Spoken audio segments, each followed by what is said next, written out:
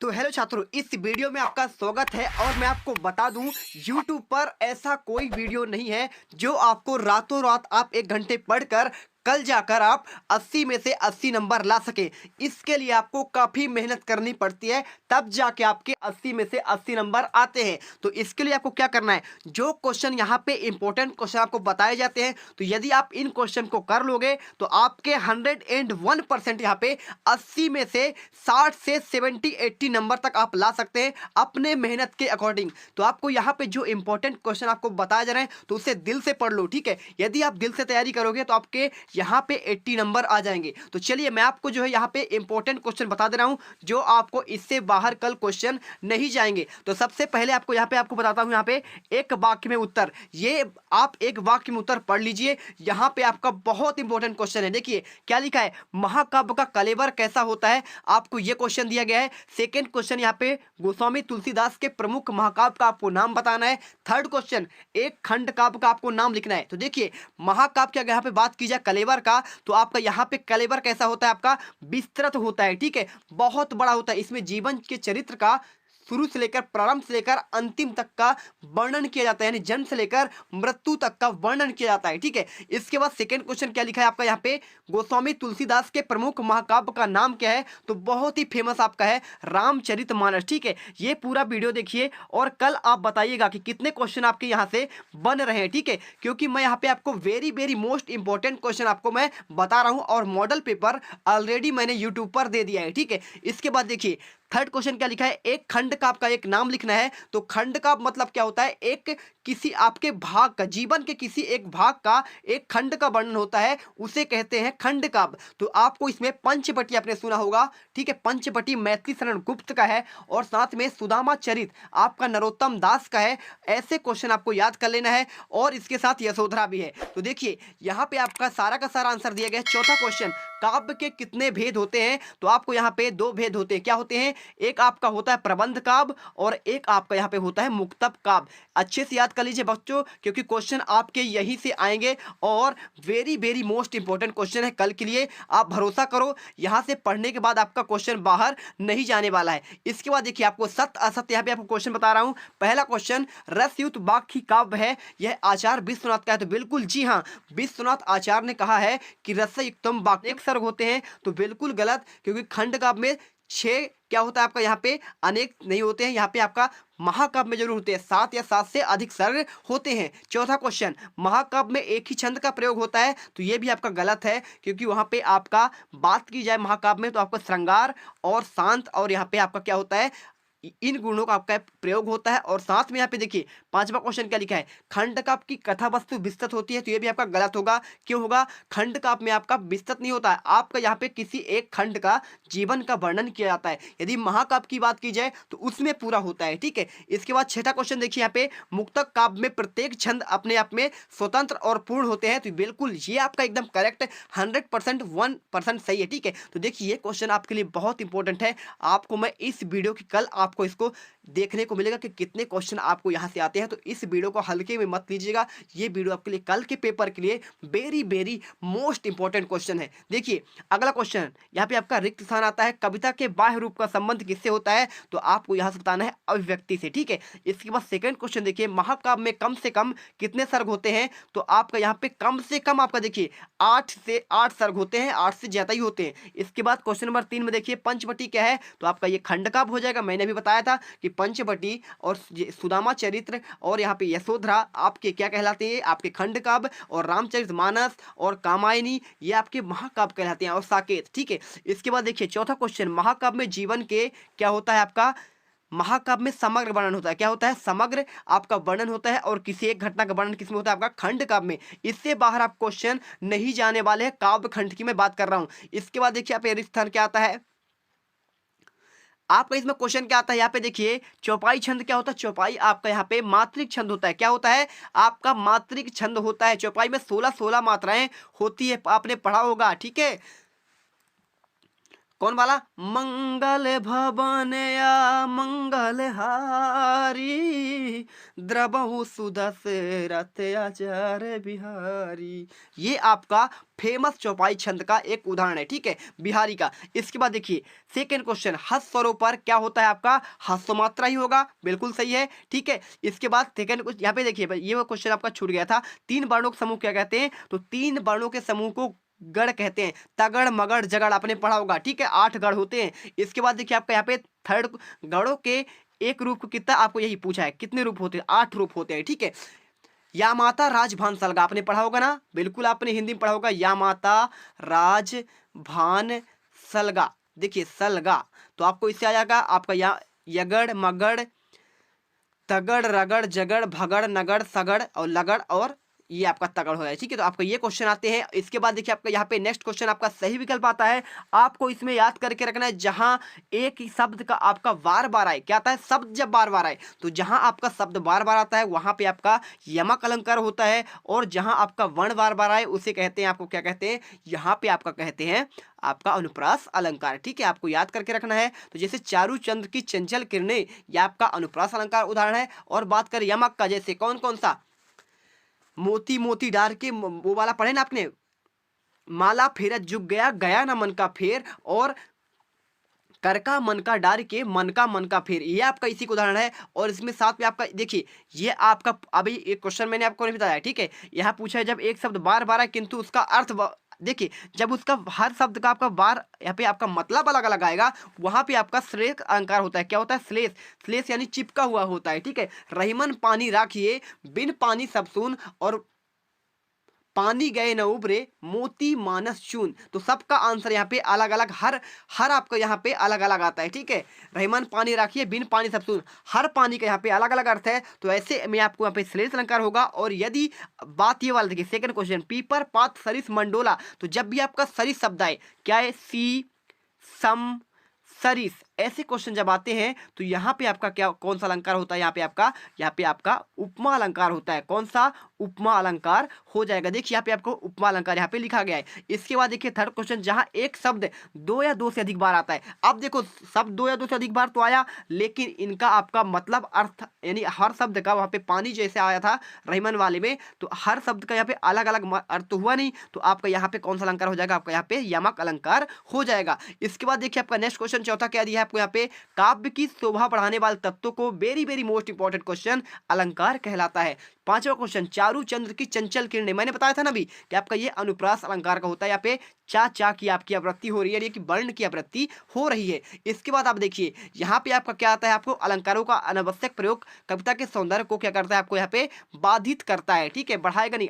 बहुत ज्यादा यूज करेंगे तो देखिए सुंदरता घट जाएगी। इसके बाद उपमेय में उपमान का जब आरोप हो तो वहां पे आपका रूपक अलंकार होता है, और उपमेय में उपमान का यहाँ पे देखिए क्या हो रहा है? आपका यहाँ पे आरोप हो रहा है, इसलिए जब भी आरोप होगा तो आपका यहाँ पे रूपक होगा, और जब भी तुलना की जाएगी तो वहां पे आपका उपमा अलंकार होगा। पांचवा क्वेश्चन देखिए, अलंकार का समान अर्थ क्या है? तो आपका गहना कहलाता है। क्या? आपका गहना हो जाएगा। इसके बाद चलते हैं आपका यहाँ पे नेक्स्ट क्वेश्चन देखिए, आपके यहाँ पे आप ये आपके very very most important question है। जगन्नाथ के अनुसार काव्य का परिभाषा, रमणीय क्या होता है आपका? रमणीय प्रतिपादक शब्द काव्यम, यानी कि रमणीय अर्थ का प्रतिपादन करने वाले शब्द को ही यहाँ पे क्या कहते हैं? आपका यहाँ पे इसे कहते हैं काव्य कहते हैं। इसके बाद मुक्तक आपका छंद का यहाँ पे परिभाषा दिया है। ये अपने आप में क्या होते हैं? पूर्ण और स्वतंत्र होते हैं और पूर्वा पर संबंध नहीं रखते हैं। इसके बाद आपका ये वेरी मोस्ट इंपॉर्टेंट क्वेश्चन, प्रबंध काव्य क्या है? तो आपका ये आपको एक पढ़ लीजिएगा। इसके दो आपके भेद होते हैं, महाकाव्य और खंड काव्य। इसके बाद देखिए यहाँ पे रस की आपको परिभाषा, तो रस बहुत सिंपल सा है, कैसे आपको याद करना है? देखिए मान लीजिए आप किसी काव्य को पढ़ते हैं, ठीक है, तो किसी काव्य को पढ़ते समय और देखते समय और सुनते समय, देखते समय क्या दर्शक को, पढ़ते समय क्या पाठक को, और यहाँ पे सुनते समय आपको श्रोता को जो आनंद की अनुभूति होती है भैया, यानी आपका मजा जो आता है, वही आपका क्या होता है? यहाँ पे रस कहलाता है। और रस कितने प्रकार के होते हैं? तो रस आपके 4 प्रकार, उसके 4 अंग होते हैं। 4 अंग की बात कर रहा हूं, अनुभाव, विभाव, संचारी भाव, ठीक है। इसके बाद आप क्या होता है? एक आपका स्थाई भाव है ना, तो स्थाई भाव की संख्या पूछी जाए तो आपका यहाँ पे कितना होता है, आपका यहाँ पे 10 होता है। ठीक है, जैसे आप क्या होता है, वीर का बोले तो उत्साह, और ठीक है सुना है कि नहीं सुना है, सुना है, वीर का यहाँ पे उत्साह होता है, और यहाँ पे रौद्र का क्रोध होता है, और इसके साथ आपका क्या होता है, अद्भुत का आश्चर्य होता है। ये सभी क्वेश्चन आपको याद करना है। हास्य का हंसी होता है, ये आपका सब के सब।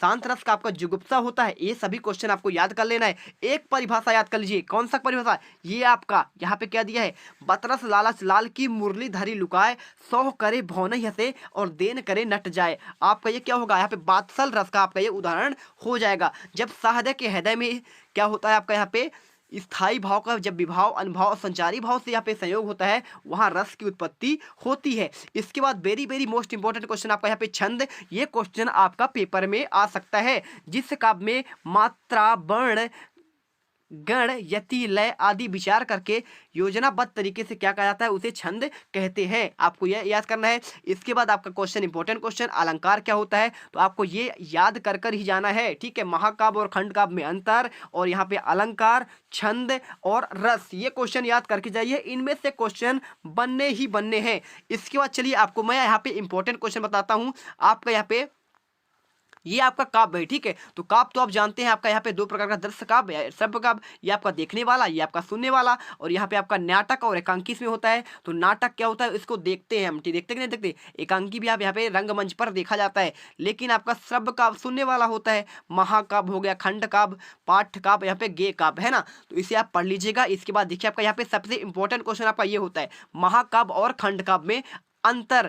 Very very most important question, इसे रट लो। ठीक है, इसके बाद आपका यहाँ पे रस के चार अंग मैंने अभी बताया था, स्थाई भाव, विभाव, अनुभव और संचारी भाव। इसके बाद आपका यहाँ पे रस के प्रकार, तो रस के प्रकार आपके ये होते हैं, कितने, रस के आपके 10 प्रकार होते हैं। इसे याद करके जाओ और पेपर में गर्दा उड़ाओ। ठीक है, तो यहाँ पे आप पेपर में गर्दा उड़ाओगे यदि जब आप क्या करोगे, इन क्वेश्चन को याद कर लोगे। तो जल्दी से इन क्वेश्चन को याद कर लो, और याद करने के बाद आप देखना यही से क्वेश्चन आपके आएंगे। और आपका यहाँ पे देखिए श्रृंगार रस आपका दिया गया है, तो जब सहृदय के हृदय में रति नामक स्थाई भाव, सब कुछ आपका लाइन सेम रहेगा, सहृदय के हृदय में ही लिखना है। बस आपको जिस आपको रस का बताना है वहां पे आपको उसका स्थाई भाव जोड़ देना है। ठीक है, यदि आप यहाँ पे देखिए संयोग का हो गया, वियोग का हो गया, इसके बाद देखिए आपका यहाँ पे कौन सा हो गया, मान लीजिए आपको वीर रस का लिखना है, तो कैसे लिखें, सेम लिखना है, सहृदय के हृदय में, और यहाँ पे बस वहां पे लिख देना है आपका उत्साह नामक स्थाई भाव, क्योंकि आपका क्या होता है, वीर का उत्साह होता है। बाकी आपको सब कुछ सेम रखना है यहाँ पे। ठीक है, उसका अनुभव, संचारी भाव, विभाव यहाँ से जब पुष्ट होता है उससे कहते हैं वीर रस। ठीक है, इसका उदाहरण क्या है, बुंदेले हर बोलो हमने सुनी कहानी थी, खूब लड़ी मर्दानी वह तो झांसी वाली रानी थी। और यहाँ पे शांत रस का आपको परिभाषा वही आपको सेम करना है, बस आपको यहाँ पे निर्वेद नामक स्थाई भाव आपको लिख देना है। बस आपको वर्डिंग चेंज करना है, चलती चाकी देखकर दिया कबीरा रोए, दुई पाटन के बीच में साबुत बचा न कोई, ये आपका उदाहरण हो जाएगा। रौद्र रस की बात करें तो आपका देखिए आपका रौद्र रस का है, और इसमें आपका क्या होता है, क्रोध नामक स्थाई भाव यहाँ पे होगा। बाकी आपका सब कुछ सेम रहेगा। आपको उदाहरण याद कर लेना है यहाँ पे, श्री कृष्ण के सुन वचन अर्जुन क्रोध से जलने लगे, और क्या करने आगे बताइए, और क्या है आगे आपका यहाँ पे, और सब क्रोध अपना भूलकर करतल युगल मलने लगे। आपको याद कर लेना है, आपको ऑलरेडी सब कुछ याद होगा, बस आपको एक क्वेश्चन तैयार करके जाना है। भयानक रस के बारे में, विभत्स रस के बारे में, और यहाँ पे अद्भुत रस, सब कुछ आपका दिया है। सब थोड़ा थोड़ा सा पढ़ लीजिएगा। यदि आपको इनको पढ़ लेंगे तो आपको कहीं भी आपको वायरल पेपर की जरूरत ही नहीं पड़ेगी। और यदि आप पढ़ना ही चाहते हैं तो मैंने ऑलरेडी आपके जो है यहाँ पे मॉडल पेपर मैंने डाल दिए, उन्हें पढ़ लीजिए और चले जाइए। ठीक है, यहाँ पे आप बोलते हैं आप फेंक देते, फेंक नहीं देते हैं, पेपर आपका रियल मिल ही नहीं रहा तो कहां से दे दें आपको, है ना। इसके बाद देखिए आपका छंद का यहाँ पे प्रकार लिखा है, तो छंद आपको ये पढ़ लेना है। छंद के दो प्रकार होते हैं, मात्रिक छंद और वर्णिक छंद। और यहाँ पे देखिए आपका चौपाई छंद की आपकी परिभाषा यहाँ पे लिखना है। तो आपका ये देखिए आपका ये चौपाई छंद का आपको परिभाषा लिखना है। दोहा छंद की परिभाषा आपको क्या होता है, इसके 4 चरण होते हैं, और यहाँ पे प्रथम और तृतीय पर क्या होता है, यहाँ पे 13-13 मात्राएं, और द्वितीय और चतुर्थ पर यहाँ पे 11-11 मात्राएं होती हैं। इसके बाद आपको यहाँ पे अलंकार का पूरा भेद दिया गया है। आप चाहें तो यहाँ पे अनुप्रास अलंकार पढ़ लीजिएगा। ठीक है, और अनुप्रास अलंकार पढ़ने के बाद आपको यहाँ पे यमक अलंकार भी आपको यहाँ पे मिल जाएगा, तो इन्हें पढ़िए और आगे बढ़ जाइए। यहाँ पे आपका श्लेष अलंकार दिया है, very very most important question है, इससे बाहर आपका पेपर नहीं जा सकता है। ठीक है, यहाँ पे देखिए आपको भरोसा ऐसे ही करना है वीडियो पर। ठीक है, उत्प्रेक्षा, उत्प्रेक्षा क्या होता है, जहाँ काव्य में उपमेय उपमान का संभावना व्यक्त किया जाए, जाए वहां आपका होता है उत्प्रेक्ष अलंकार। रूपक क्या होता है, वहां पे आरोप किया जाए, ठीक है, उपमेय उपमान का आरोप, वहां पे आपका होता है यहाँ पे रूपक अलंकार, और जहां पे आपका क्या है तुलना की जाए उसे कहते हैं आपका उपमा अलंकार, है ना दोस्तों। तो देखिए आपको इस प्रकार से याद करना है। इसके बाद चलिए आपको यहाँ पे खत्म हो गया, देखिए इतना ही क्वेश्चन आपका इंपॉर्टेंट है। इसके बाद आपका कुछ और इंपॉर्टेंट क्वेश्चन मैं आपको बता दे रहा हूँ।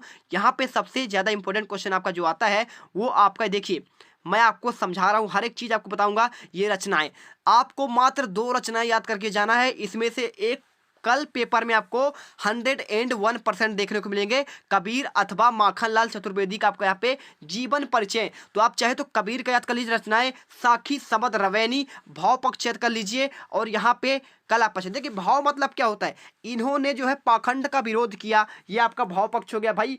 और ये क्या करते थे, जो समाज पे क्या आपका व्याप्त था यहाँ पे कुरीतियां, ठीक है, धर्म पर, उन पर ये गहरा प्रभाव करते थे, करते कि नहीं करते थे, करते थे, आडंबर पर प्रभाव करते थे। और इनकी भाषा क्या थी, कला पक्ष की बात की जाए भाषा, यहाँ पे आपको इनकी भाषा पंचमेल खिचड़ी थी, साधु कड़ी भाषा थी, ये घूम घूम कर क्या करते थे, सुनाते थे, ठीक है, जागरूक करते थे। तो आपका ये इतना सरल होता है आपको याद करना, इस प्रकार से आप याद कर सकते हैं। इसके बाद देखिए आपका कुछ है नहीं इसमें, माखनलाल चतुर्वेदी का पढ़ लीजिएगा हिम कृष्णी और हिम तरंगिणी, और यहाँ पे इनका भाव पक्ष पढ़ लीजिएगा, ये राष्ट्रीय कवि कहलाते थे, ठीक है, इन्होंने लिखा है वो वाला आपका फूल वाला, ठीक है, हे बनमाली वाला, और मुझे तोड़ लेना बनवाली उस पथ पर तुम देना फेंक, और कला पक्ष में आपको ये पढ़ लेना है ना, और यहाँ पे आपको साहित्य में स्थान पढ़ लेना है।